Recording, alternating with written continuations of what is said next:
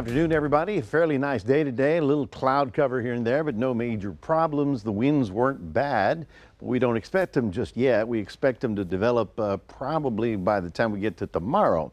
So tomorrow afternoon it's going to start getting windy. The reason is all of our winds are coming off of the Gulf of Mexico across Texas and into this area of low pressure. You can already see it beginning to develop in the southwest. This is what we call a cutoff low. It's an area spinning around out here, and as that thing moves out into the Rockies and then into the plains, it's going to affect you and me in the next 7 days in different ways. There you see the cloud deck that was sort of with us and how the winds are kind of easterly because of the approach of that weak front, but it wasn't much of anything, and by tomorrow that thing's going to blow away. The south wind will definitely take over. Now, when I mentioned this is the cutoff low, it's cut off from the broad winds across North America. It is going to be sort of wobbling around before it finally takes off. When it takes off, it's going to produce rain and snow in the Rockies and then some big thunderstorms, Panhandle, Oklahoma, Nebraska, Midwest, the Central Plains as you know it. But it's going to have a little bit to do with us.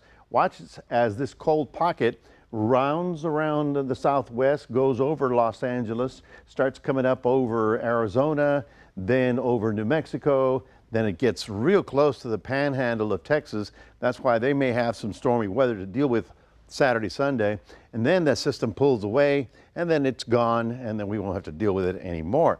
But in the meantime, we've got a weekend to get through, and let me show you what it's going to do. Tomorrow we're going to go partly to mostly cloudy.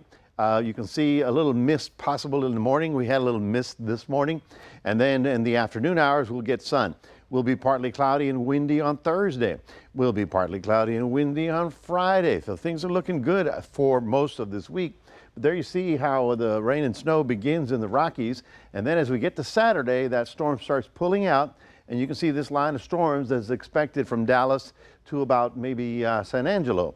That's Saturday, okay? Now Sunday, there's still the possibility of some thunder there all the way down into the hill country.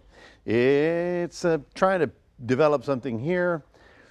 I'll believe it when I see it, because right now it's a little bit far off. You know, we're 5 to 7 days out. But then on Monday, that whole thing just sort of blows away. So yes, it's a possibility that we'll have a shower or two over the weekend. I don't think it'll be severe, and it'll be very widely scattered. So I think most of us won't see any of that, so we're not going to have to worry too much about it.